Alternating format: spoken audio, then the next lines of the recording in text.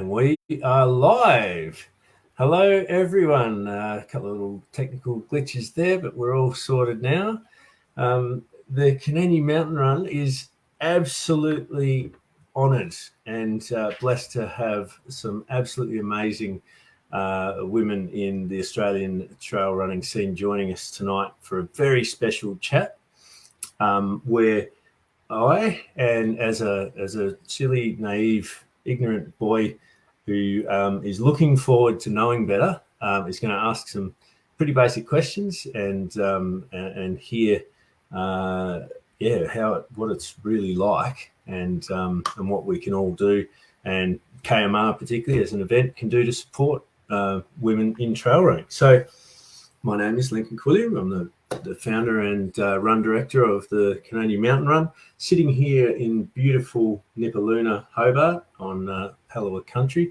I do have a 1-year-old son. He turned 1 2 days ago, and that was memorable. But a father's duty in babies is obviously completely different to a mother's. So, looking forward to learning more. Joining us, we have Nicole from Running Mums Australia.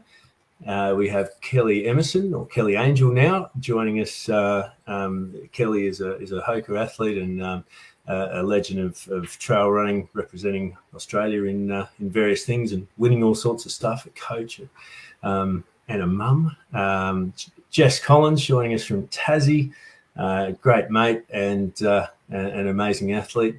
And Meagan Brownie from Brisbane, who has an amazing women's group of your own, and we got to know each other in Italy last year for the World Skyrunning Champs. Welcome, ladies. If you just give us a little 2 seconds about yourself, all the good stuff I just missed, where you're actually sitting and your situation with kids at the moment.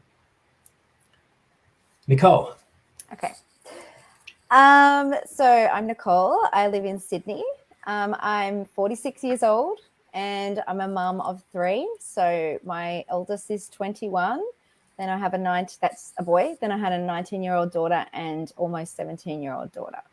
And I've been running my whole life since I was young. I've enjoyed running and I came back to it after I had my kids because I wanted to get fit and bring back that feeling that I had when I used to run when I was young. And then I created Running Mums Australia in 2013, so 10 years ago this year, which is a network for women and mums in Australia to connect and inspire people into getting fit and healthy through running. That's me. Awesome. Thanks. Jess. Hi, I'm Jess. I'm just based outside of Hobart in Tassie. I work full-time as a neuroscience researcher, and I'm also a coach with Endurance Edge and a very keen trail runner. Thanks, mate. Kellie. Hi, everyone. I'm Kellie. I'm down in Melbourne. I am a mum to 2 little boys. One is Drew, Atticus, and Hux is 7 months this week. And yeah, I've just been getting back into running and looking forward to competing again this year. I work as an occupational therapist normally, and I am head coach at Endurance Edge. And I've been helping develop the Level 3 Trail and Ultra course for Athletics Australia in the last year as well, which has been great. I coach a range of both men and women, but I am passionate about coaching women and making them feel confident and included in the sport. Cool. And Meagan. Hi, so I'm Brownie. I'm based in the Gap, Brisbane, so originally inhabited by the Turrbal people. I have been running for over a decade now, I think. And I work as a coach. I have my own coaching business, Shakeout Running, which focuses on women-specific trail and ultra running. Really passionate about having more women in the trail and ultra community. And yeah, that's why I'm here. Awesome. Thanks so much. So much knowledge and power in the chat tonight. We would like to acknowledge country and culture of the Aboriginal people and all the lands on which we meet, and the people who are joining us from near and far. Really want to celebrate and have deep respect for their culture and sovereignty was never ceded, and their continuing connection and celebration of country, both land, sea and sky. kMR is super stoked to provide a platform, an open and supported platform for Palawa culture. So Palawa is the Tasmanian Aboriginal people, for Palawa culture and stories, for them to share on their terms with our community, and that's a relationship that's blossoming and is working really well. We're not here to talk about that so much as women's stuff. So, jump straight in. Menstruation. Wow, like there's all parts to the cycle, and it it has a huge effect. Can someone tell us all about that? How does it feel in these different parts of the cycle? Who wants to go? I'll jump in. So it's probably best to start with like a basic definition of the menstrual cycle, what the different stages are and why it's important. So the purpose of the menstrual cycle is really to prepare a woman's body for pregnancy. And then when pregnancy doesn't happen, a menstrual bleed does, or period. And so a period is the shedding of the lining of the uterus, and it's approximately once a month, and it's from puberty through to menopause, with the exception of if you're pregnant. So it's important because it's a key indicator that your body is happy and your body is healthy. It's a really big positive. So if you get your period, that's great. It's this really incredible combination of your body sending messages between your brain and your ovaries and your uterus, and it's all linked to your hormones. And I did want to just point out that when we're talking today, it is about a typical cycle or like an idealized cycle. There's so much variation, and it's different again if somebody is on birth control. So this is just for a naturally occurring, typical vanilla slice cycle. And I found a really interesting stat that the total body of exercise science research, just 5% focuses exclusively on women. So that just highlights how much opportunity there is for research and how it's important to remember that it is highly individualized. Cool. And there's different sort of stages to the cycle, isn't there? And how do those stages influence running? I can go. Yeah. Go ahead, Jess. Oh, sorry. I was going to say it's roughly broken down into 2 phases: before ovulation and after ovulation. And you have different levels of the 2 main female hormones during that time, which are estrogen and progesterone. And so the start of the cycle is the first day of your menstrual bleed, which usually lasts for around 5 to 6 days, depending on the person. And then up until ovulation, that's where the first part of this cycle finishes. You have a big surge in progesterone as you ovulate, and then you go into the second phase of your cycle where you have heightened levels of both estrogen and progesterone until your body realizes that you have or haven't got pregnant, and then you'll resume menstrual bleeding again. And so if you want to think about it physiologically, often it's very individualized, but some people think that they feel better during menstruation or in that first phase of the cycle when you have the menstrual bleed, when that stops up to ovulation, when both progesterone and estrogen are quite low. And then the second phase of your cycle is when your progesterone and estrogen is higher.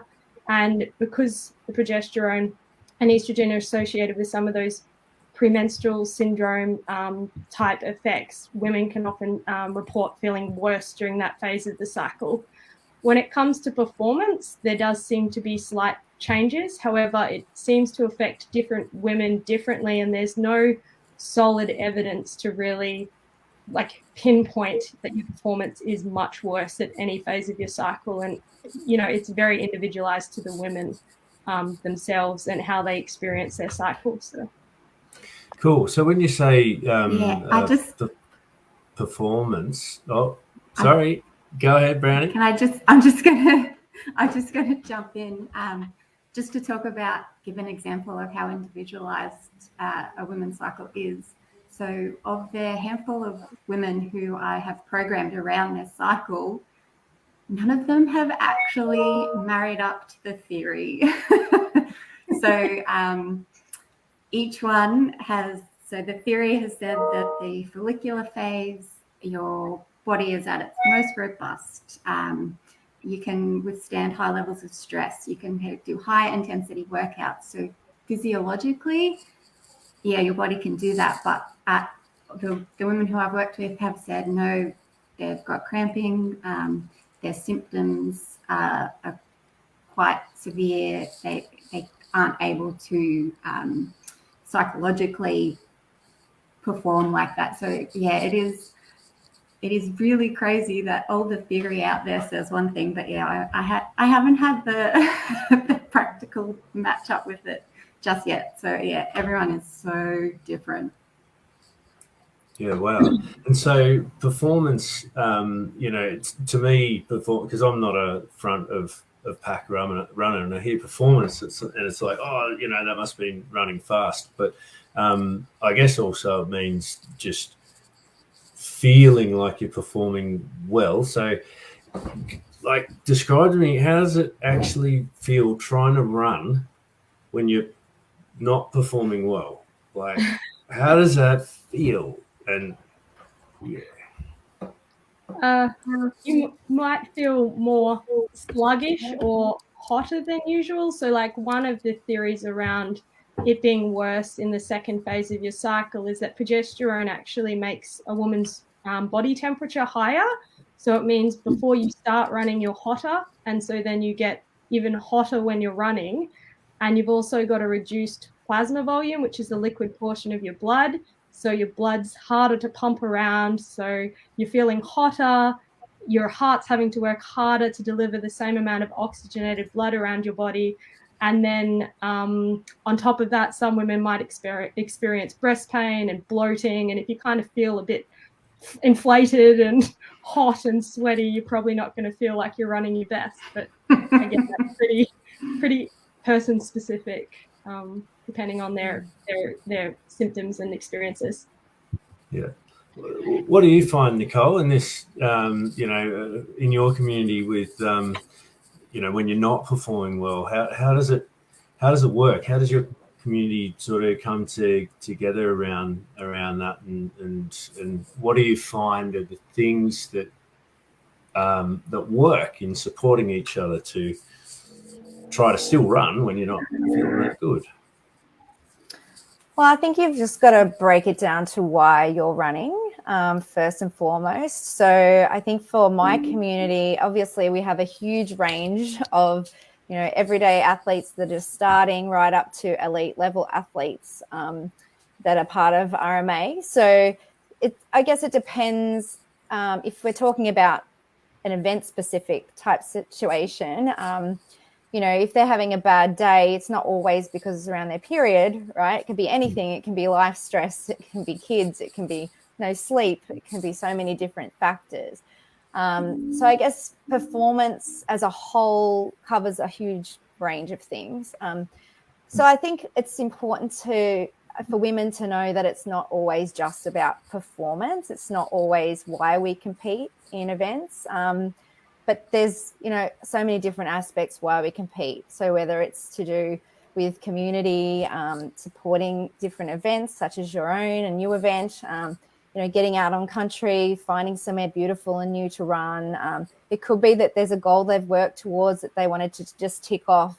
It could be that they're helping someone else, one of their teammates, to tick that off. So there's so many different things. And I guess if I think back to my own experiences as a runner, there's been many times when I've trained really hard for specific events, and on the day it just hasn't transpired, whether that be like the heat, there's so many external elements that we can't control, even if we have trained really hard for something. And I've had to break it down, and I've had to assess what went wrong and why. And there's some things I could change, but there's some things I can't change. But I guess it's finding the positives in the situation and finding the things that did go well, I guess. So I've tried to say to my community, obviously it's upsetting if we don't tick off things that we wanted to do or achieve, but we also have to have realistic expectations that that's not always going to happen. Just support each other around it. And I just want to say, in terms of like what we've talked about with periods, it's so important that we're having these conversations and that we're normalizing this conversation. So this is a conversation that does come up a lot, and especially now, like it's quite a hot topic of conversation around, how to actually deal with your period. And I think it's so important we're having this conversation today. Like, how can we deal with things like our cycle in training, or just leading up to an event, or even on the day of an event? Like, what can we do to make it more accessible for us to be able to go and run at different events, or just even in training in different locations, to have the best possible outcome that we want? Yeah, awesome.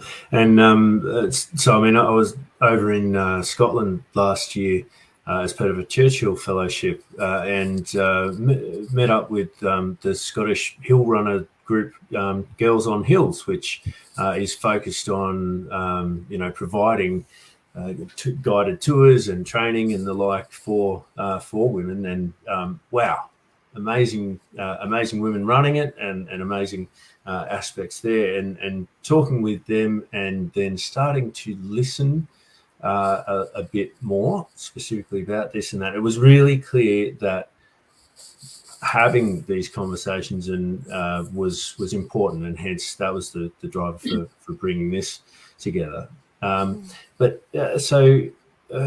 Kellie,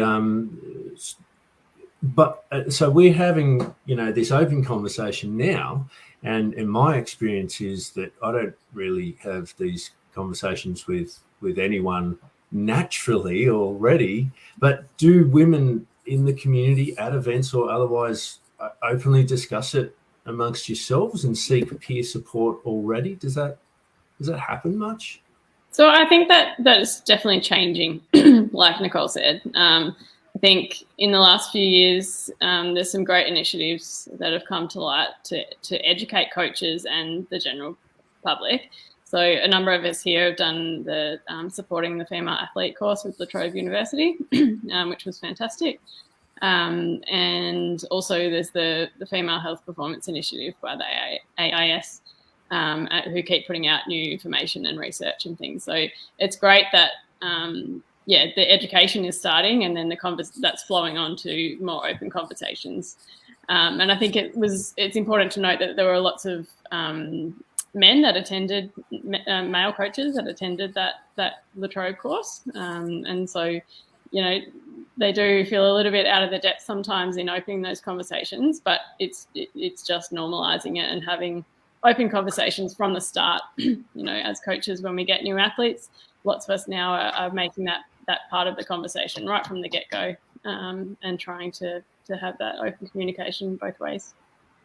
Awesome. And I can hear, or we can all hear that, hang on, all of you are coaches, aren't you? Running coaches? I think, yeah. Nods. So you're already incorporating that into the people you coach. So, no doubt in 10 years' time, we're going to be in a completely different situation. And we've just got someone in the comments saying, yes, absolutely. We chat periods and menopause lots in Fleur's running group. So if you do, like, community out there, hi. this is for you. And if you do have any questions as we're going along, just throw them in the comments. We'll try and ask the legends on the chat for their take on it. So events and periods. What would the ideal event look like if you had your period or didn't know you were going to have it, or all of the above? What should events be doing? Maybe Brownie.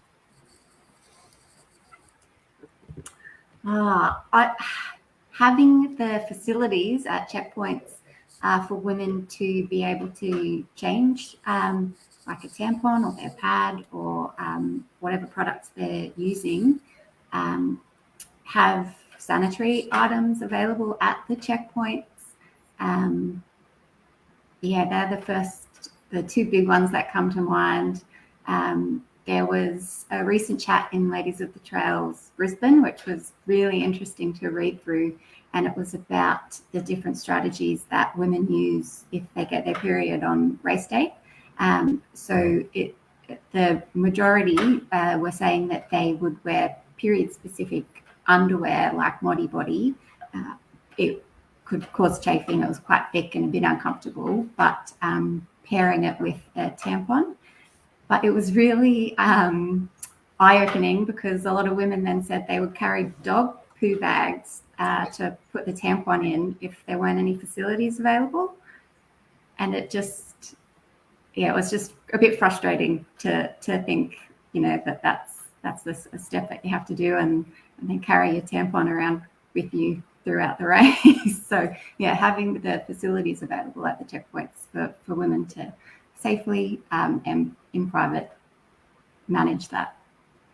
Cool. Yeah. So toilets at aid stations, and also products themselves, and what tampons and pads, or just, I don't know, there's these other things out there as well. I guess it's probably there's no one size fits all, right? So No. Yeah, I think having some products in case at events is a good idea, because some women may get their period halfway through an ultramarathon and not have anything on them. So if they know that at the checkpoint there could be something there they can use, that's going to make it more accessible to them. Yeah. And disposal in the toilets as well, of course. This is I'm going to put my hand up here and go, well, when we're thinking toilets, it's just for number ones and twos, right? So, yes, you need it for number twos. Number ones, well, we can all go in the bush, squat or stand, whatever. It's all good. So, well, hang on. There's number threes. So, that's, I don't know. I just made that up, number three. But I'm just putting my hand up that as an organizer a year ago, I wasn't considering this.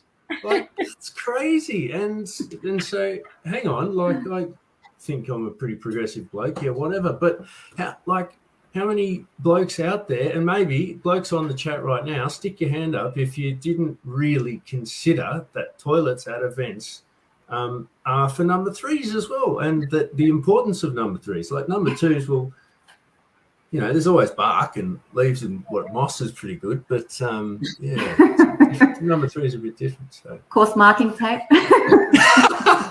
You might think something else has happened. Yeah. Anyway. All right. Well, that's number three. That's enough on menopause, unless there are any questions. No, just lots of support on that. Pregnancy, and Kel, you actually ran the VK whilst how pregnant with Hux? Good question. It was probably about halfway, I reckon. Yeah, it was probably about 20 weeks, I think. I can't remember. So is it safe to run when you're pregnant? What does that look like?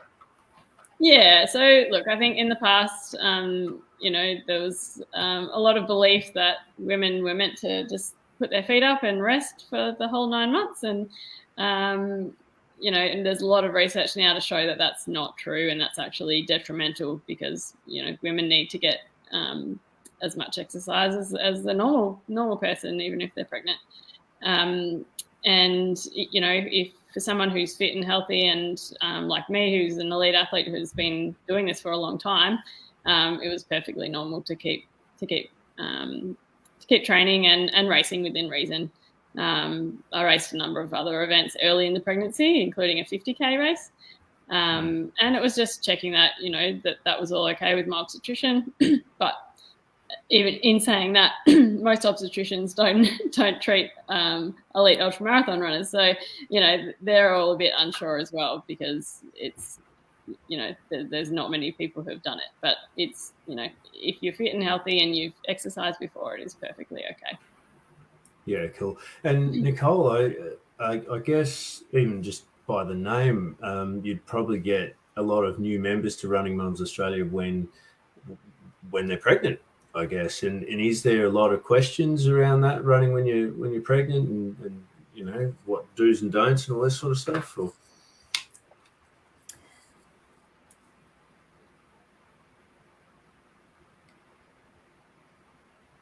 You're on mute there. Sorry, Nicole.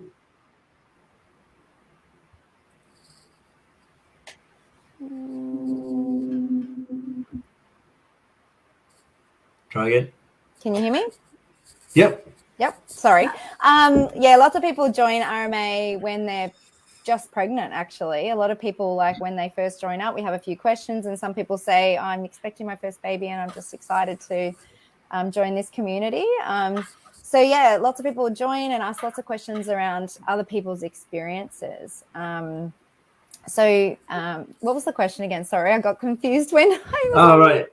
No, sorry. It was, I guess joining Running Mums when they are pregnant, but yeah, the conversation or the advice that's given when, because I guess people join and like, hey, what do I do?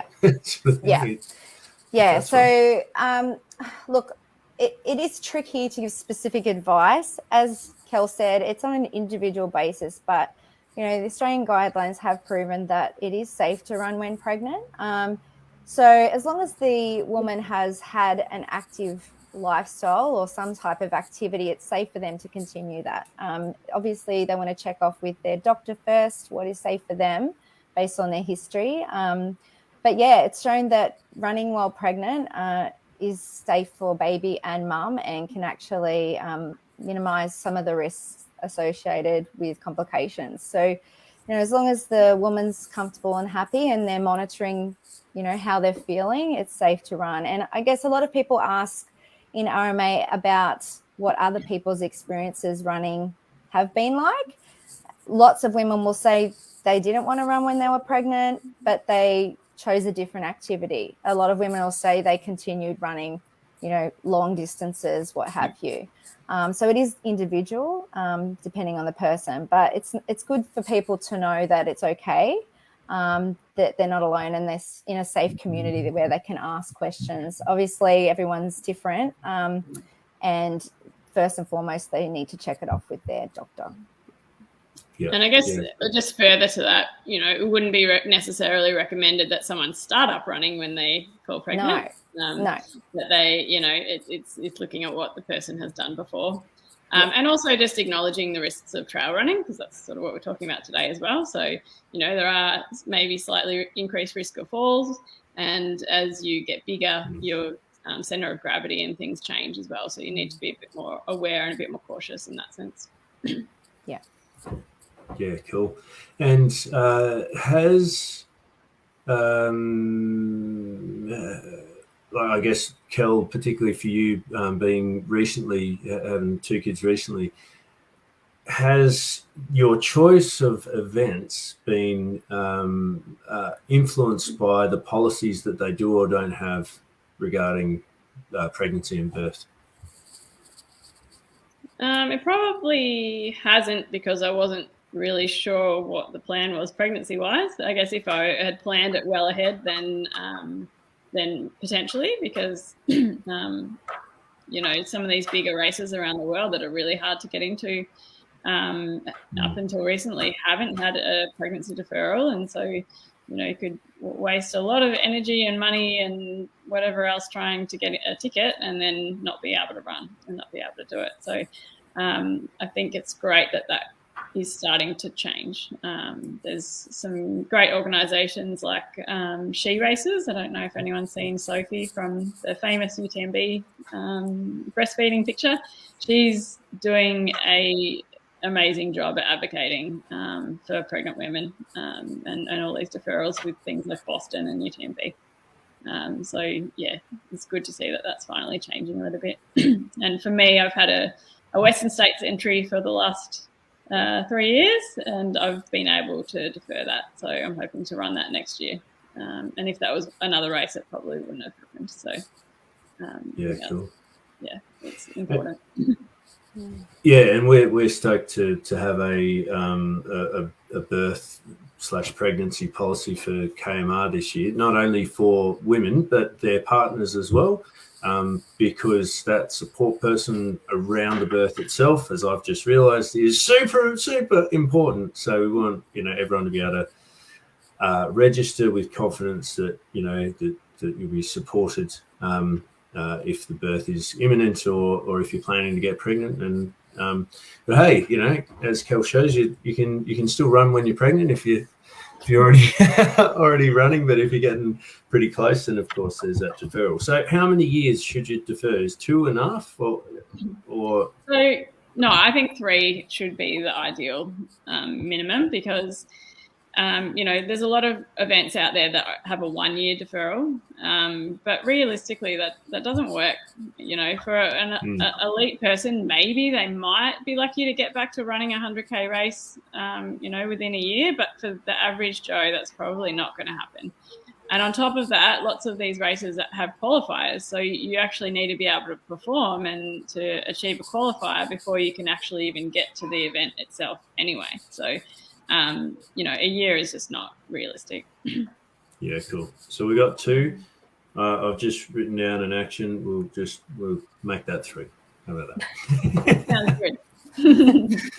Changing policy is on the fly. It's the beauty of thing. It's great when people are listening. I think that's important. Yeah, well, the beauty of being the boss sometimes.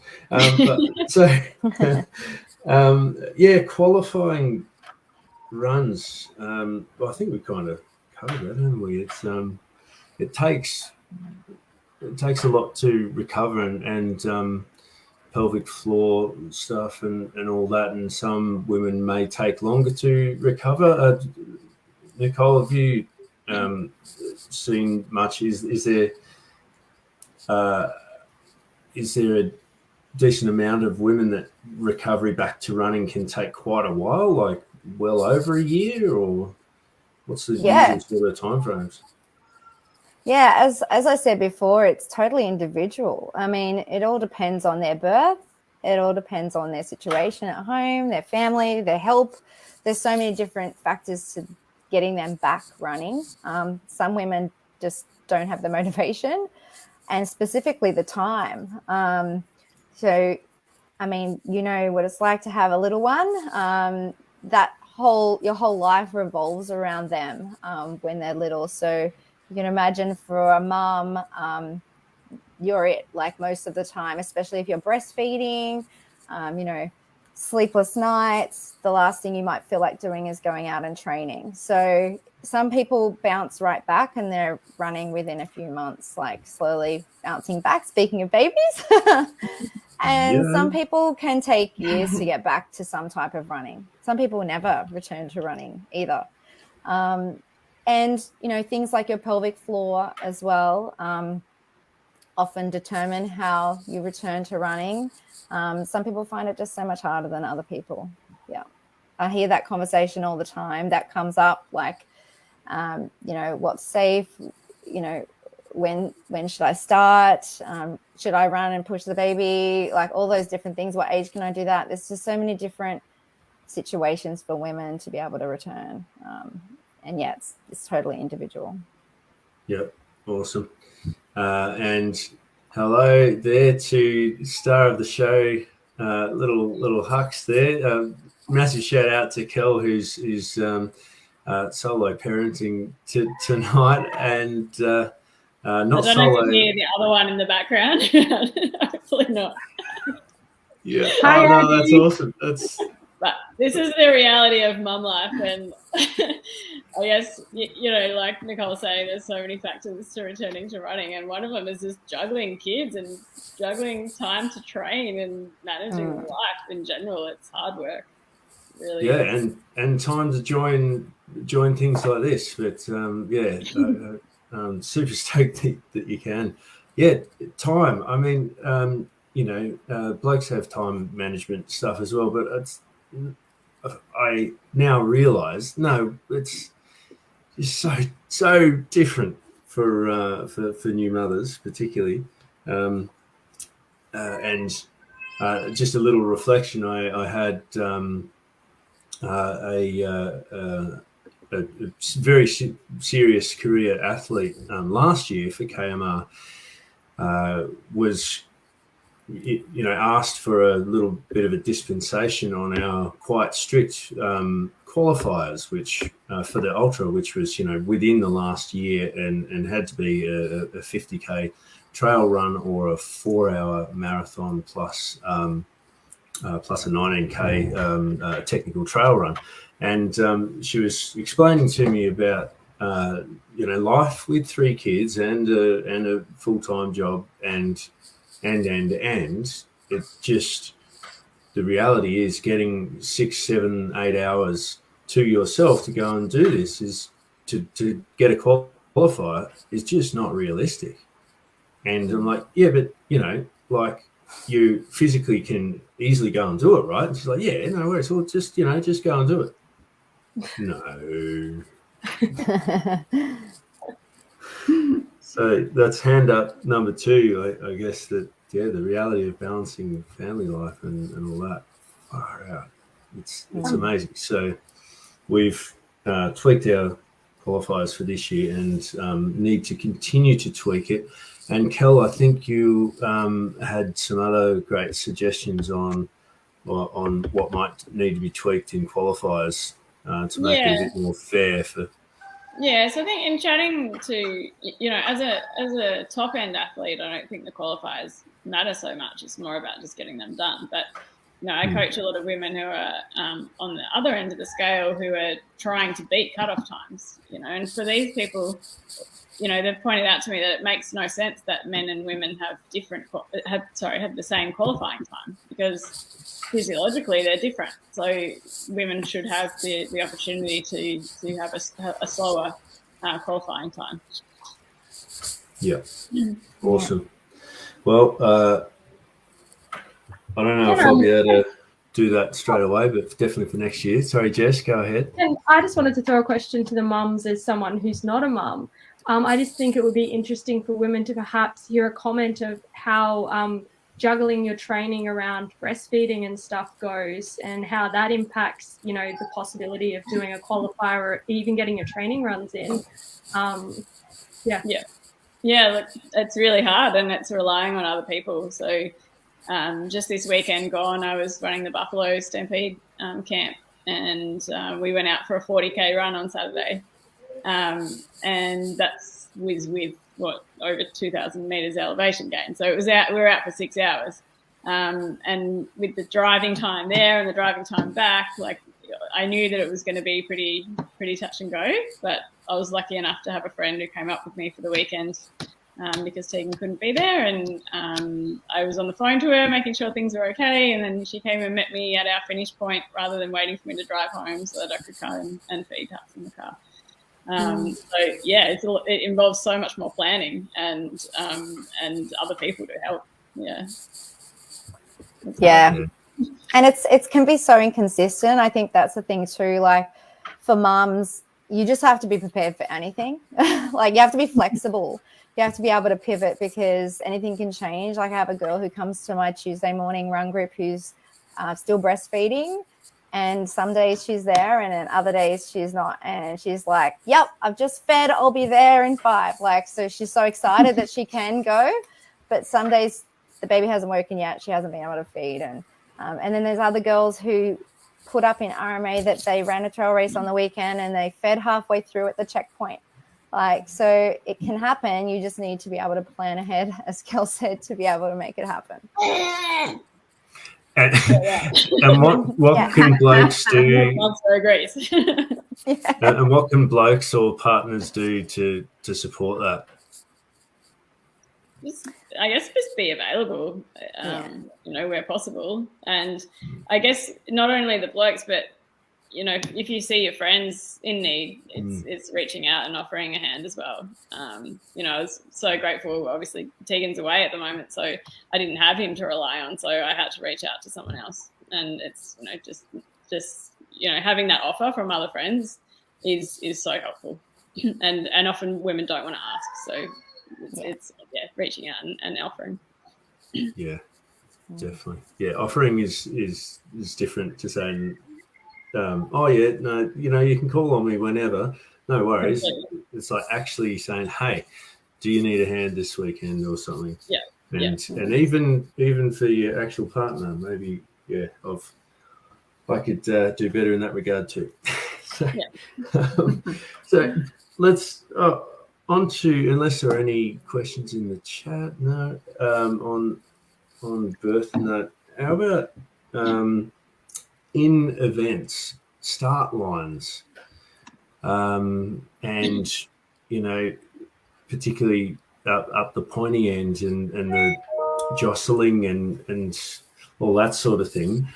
Meagan, Brownie, do you want to share a little bit about that and what events maybe, what's it like? I can definitely talk to that. So I must confess, I get quite frustrated. It takes a lot of self-talk for me to go and stand at the front being competitive. And I always try and place myself like behind the elite men. And I'm quite mindful of where I do put myself. But then a race will start, and 9 times out of 10, it's just like kind of getting overcome by all the guys sprinting off. And I know that there's lots of factors, like it's a race, that's what it is, and ego and pacing and experience. But it's just can be quite frustrating because as the race progresses, you go past all these people slowly. I think in my race at Blackwell, at one point I was over 20th overall. There's no overall race. That's just for example. And then coming to the end was in 5th position overall. And it would just be nice if I guess some of the male athletes could just be a bit more self-aware of where they sit and maybe not look at it as a male-female race. I'm only racing the women out there. I'm not racing the men. And I would, one of my really big passions would be to see a start line of women. You see the race pictures and it's always the guys standing at the front. I have heard of it happening. I think it was on the Women's International Women's Day. There was a race that did it. But I think it would be fabulous to be able to see more women standing at the front of the start line, kind of, saying, hey, we're here. We do this too. Yeah. At Ultra Trail Cosy at the end of last year, there were quite a few blokes at the start who actually encouraged a whole heap of women to go in the first few waves, which was really nice. Cool. So what does the ideal start line look like then? Is it sort of, blokes on one side, women on the other, or a women's start and a bloke start wave, or what do you reckon it ideal looks like, or is it just a more conversation to happen? Or I don't know what the answer is. I think probably more having a conversation and just self-awareness and mindfulness. I did see on the Boston Marathon, they had the elite male and female field start in different places on the bridge, and then they kind of merged together. So by the time they merged together, everyone had self-seated appropriately. I thought that was very cool. But potentially just more self-awareness, more conversation, and encouraging the more women to get up to the front and put themselves there. Yeah, cool. And also perhaps encouraging the blokes to share space and and not just at the actual start line forming up, but share space in the first K, or where it normally might be a bit jostly. So yeah. Right, what do you reckon, Jess? It's really interesting because I've had like really positive and really negative experiences in the space. So like when I first got into trail running, I remember going to a race and a male friend of mine at the start line saying to me, "Oh, I don't really care where I come in the men's field as long as I beat the fastest woman." And I took that as such an insult. And I just was like, he's not beating me ever again. Like, I'm sure of this. And he never had. Nice. But it's like, it was just kind of quite a degrading comment that I don't think he really thought through what he was saying when he said it to me. But then on the other hand, more recently, I've been in trail races where a man's realized that I'm the first woman coming through, and they've actually got out of my way and yelled to the men in front of them, "Get out of her way, first female coming through." So, and cheered me as I went through. And so I think it's definitely changing. But yeah, there's like kind of two extreme examples of a really positive experience and a really negative experience I've had. Yeah, cool. Kellie, your thoughts on the start line and segregation or separate waves? Or I mean, for our the kMR vertical kilometre, we have waves of 10 people starting every 10 minutes, and one of the plans we do have as part of feedback from last year is to have elite men's start and then elite or competitive men's and competitive women's starts, and make sure all the actual competitive people are in there in those starts, or women first, or whichever. But in an ultra or a larger format race, and so of course we do that for the V wave. Such small waves for the VK because you're straight onto single track. But yeah, for larger format or larger start races, what do you reckon? What does ideal look like? Yeah, so look, ideally, I think that the men and the women need to be in the same wave, because there's not enough women in the sport and on the start line to make it necessarily competitive with just the women. So it really helps our performance if we can run alongside the men. I think that helps push us as well. And like Brownie said, she's finished top 5 anyway. So we're there alongside them, and I think that's more important. But definitely with the Vert K, I think with a shorter event like that, I think it was a bit dispersed last year. So it'd be nice to see the women, the fast women racing each other and knowing where everyone's actually sitting. So otherwise, you don't find out till later in the day, and it's not quite as exciting. Yeah, for sure. And we'll have a live results board up the top as well this year to make that a bit better too. So it's sort of the overall race or not is a really interesting one. Does anyone want to weigh in on that or jump in? Not weigh in, jump in. I think we're not racing the men, but it helps everyone's performance if the top athletes overall are racing each other. If that makes sense. Yeah, because I mean, obviously there's been quite a number of events where women have taken out the overall, and that's been hopefully well celebrated. It looks like it from what I can see, but yeah, it's an interesting. Because Brownie, you mentioned you're only racing the women and not the men. I guess there's some people would. There's different views. I guess is there on this. Yeah, I think it's important to point out that men and women, their physiology is different. That's it. We're so different. We're not the same. We have different strengths. We have different challenges. So no, we're not racing for. There is not essentially an overall position. It does help your performance having all the athletes together running there, the camaraderie, pushing yourself for whoever's in front of you. But yeah, at the end of the day, I'm definitely not comparing myself to a men's result. I'm a woman. I have physiology of a woman. That's it. Cool. And generally, the concept of being chicked, is something that comes up all the time. So I think guys need to be a bit more aware of that concept too. Yeah. And maybe not to mention it. Yeah. And so, as in that term is not something that should be used? No? Okay, cool. Just to clarify, I'm learning here myself. So we should keep the overall in the results as well as the men and women, rather than, just say, no, there is no overall, there's no overall result. Yeah, I think it's important to celebrate when there's like an outlier or like an exceptional performance, but to also, and at the same time, take it with a grain of salt.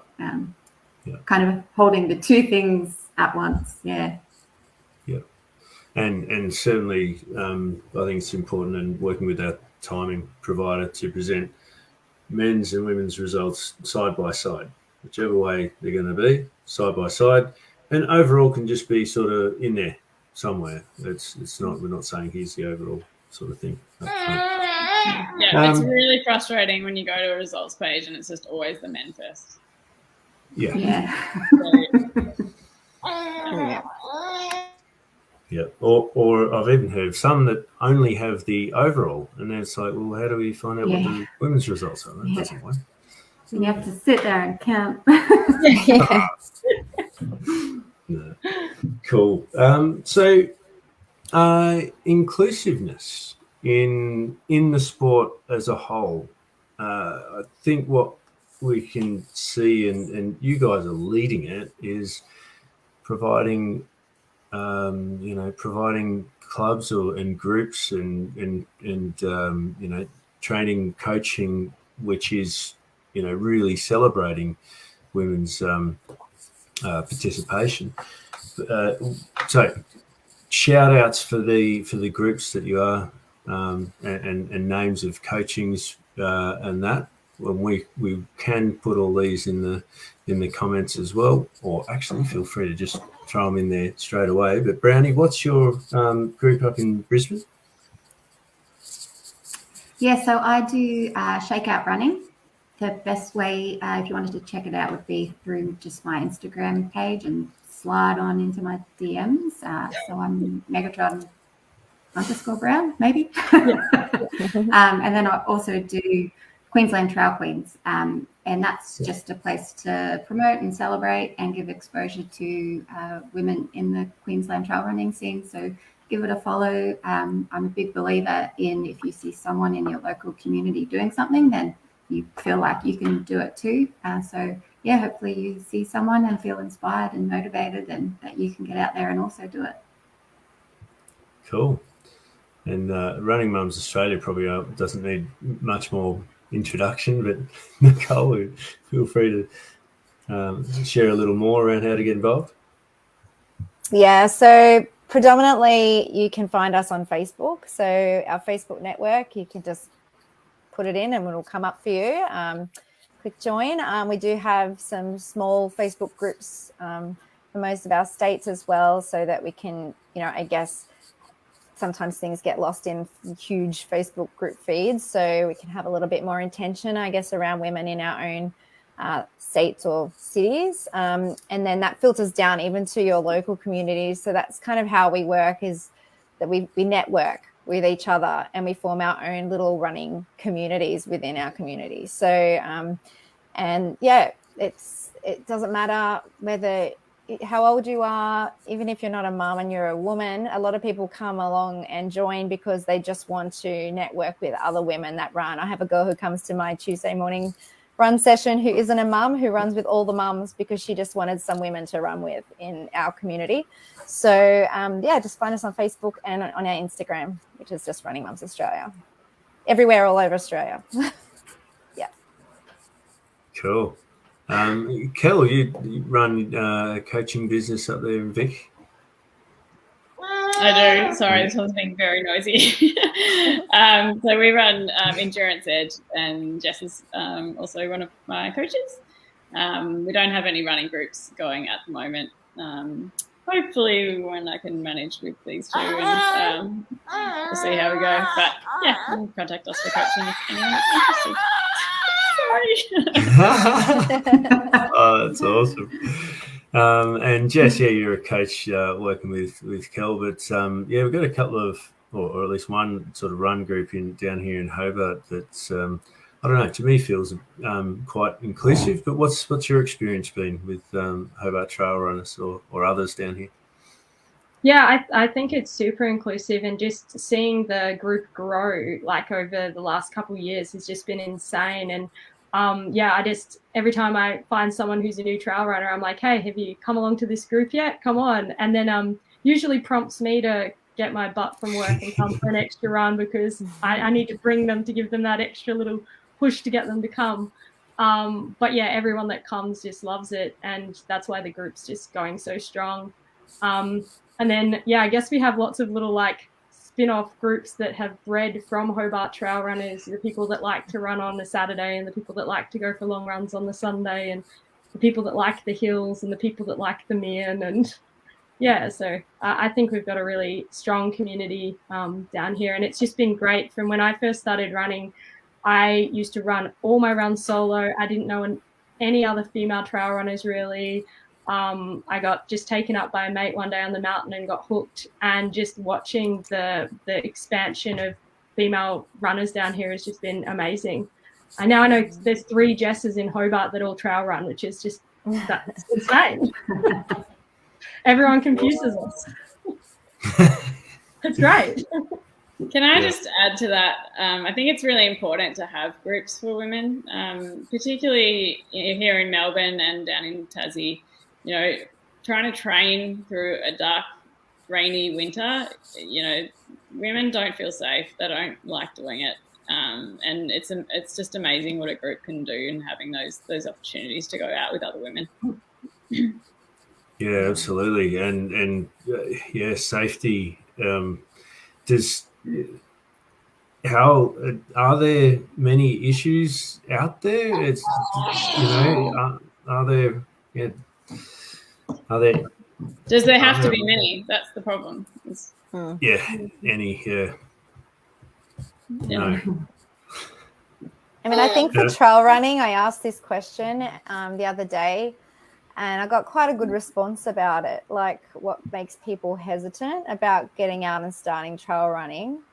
I mean, there's so many things. Firstly, you're not even used to the terrain. So that's difficult. That's already a barrier. Knowing where to go, not getting lost. You know, is there someone that's going to be out on the trail that's going to attack me if I'm by myself? Are there animals like snakes and spiders? That was one of the comments. How do I deal with that situation? There's just where do I even go? There's so many different things that are barriers, particularly for women in trail running. So it's so important to have groups like we all have to be able to run with, because it makes us feel safer. It's unfortunate that that's the case. I mean, I feel quite safe. I run on the trails on my own a lot, but even then I'm always aware. I'm always aware of my surroundings and that anything can go wrong. So knowing what to do in those situations and making sure that I'm the safest I can possibly be by putting things in place in case something does happen is important. But they're skills that people need to learn, and they're only really going to learn them when they're, you know, in community where they can learn from each other. So yeah, there's so many questions that people ask, and no question is too silly. And yeah, I think the best way to get into trail running is to join a group, a local group, and then go together and then build the confidence over time so that you can feel like you can go out on your own. Yeah. Yeah, absolutely. And, you know, it's if only we could solve the psychos out there, or the societal things that you know mean that, you know, select individuals do really bad things, but unfortunately we can't solve that. So I guess the next the next best thing might be to sort of run in numbers and going groups and get this concerns with running by yourself as a girl as well potentially, but certainly it's I guess worse as a woman.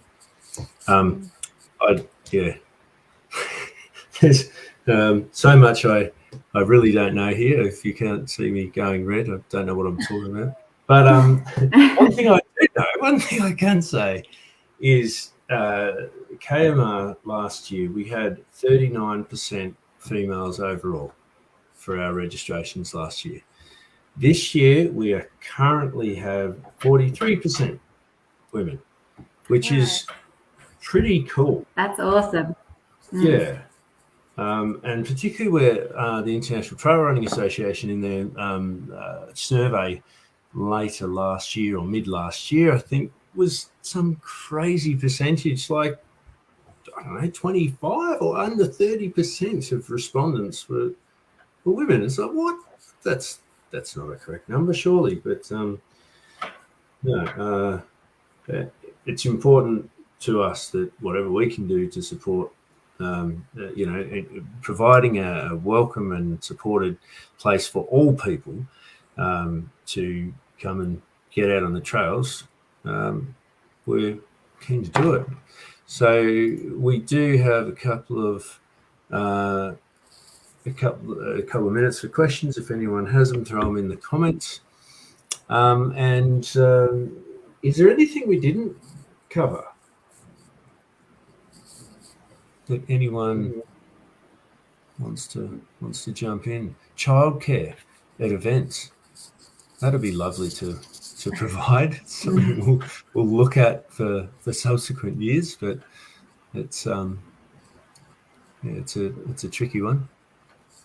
I think the only thing I'd like to add is, like, for any women out there that are hesitant to enter a race because they're worried about when it will fall in their cycle, to not worry about it. Like, you can deal with it. There are people here that are happy to answer your questions and support you, and you can try mechanisms by which that you can cope with your cycle during the race. Don't view that as a barrier to getting involved. I just think it's really important to not think, oh no, that's that weekend my period falls, I'm not going to do this that I want, because it's it's going to be too hard. Yeah, and perhaps if people watching wanted to have a takeaway on something that they could, like an action, it might be to start tracking their cycle, and that might make them feel more empowered. And there's so many fancy apps, but you just need a calendar, piece of paper, and to just start writing down, say, one, when you get your first bleed, any symptoms you have, pain, cramping, bloating, and then to do it over 2 or 3 cycles. And then potentially you'll be able to look at it and say, okay, when I get to day 10, I feel awesome. I'm going to do my hard workouts on that day. And on day 25, I feel terrible. That's going to be my recovery day. So start tracking your cycle and empower yourself and become your own expert. Cool. Well, a couple of takeaways for me and for kMR is let's talk about it, and hopefully that just helps educate blokes on all the things. Number 3's, it's a consideration when you're planning your toilets at events. Thanks, folks. Different qualifiers when you do have run qualifiers. Birth policies need to be or deferrals 3 years. Start lines don't necessarily need to be segregated, although the Boston example of both starting separate then merging sounds pretty cool if you get the space to do that. But awareness and support for space for women to come to the position they want in the start line, and also space as people set off without crazy jostling. Any other key takeaways? And importance of run groups and inclusive, welcoming spaces like Running Mums Australia and all the rest of them. You guys are legends. I'm so humbled. I hope I asked some okay questions. I've certainly learnt a lot, and I hope there's some blokes out there who've learnt more too. And yeah, thanks, legends. Thank you. Thank you. Brilliant. And looking forward to seeing a bunch of you at kMR this year, and maybe there's some other discussions that we can get set up around that. So Kel's taken a year off, but we'll see for following years.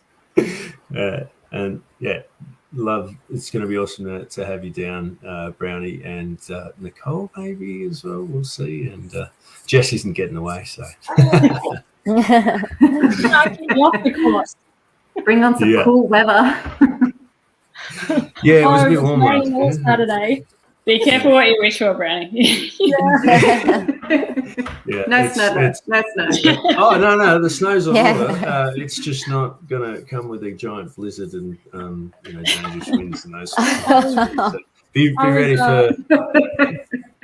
I was on course on Saturday and there was a lot of rain, and I was like, wow, I haven't got leached. And about 5 minutes after I said it, I got leached. So they're out there, particularly down in the cathedral totally worth section. Yeah, no, it's beautiful. All right, legend, thank you so much. We will have this recorded and available. There was a number of people who weren't able to listen today.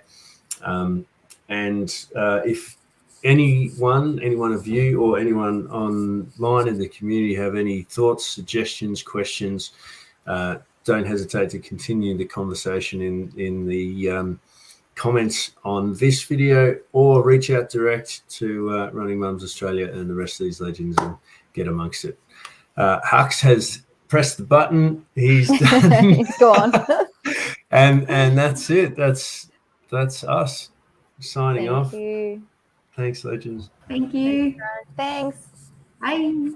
Bye.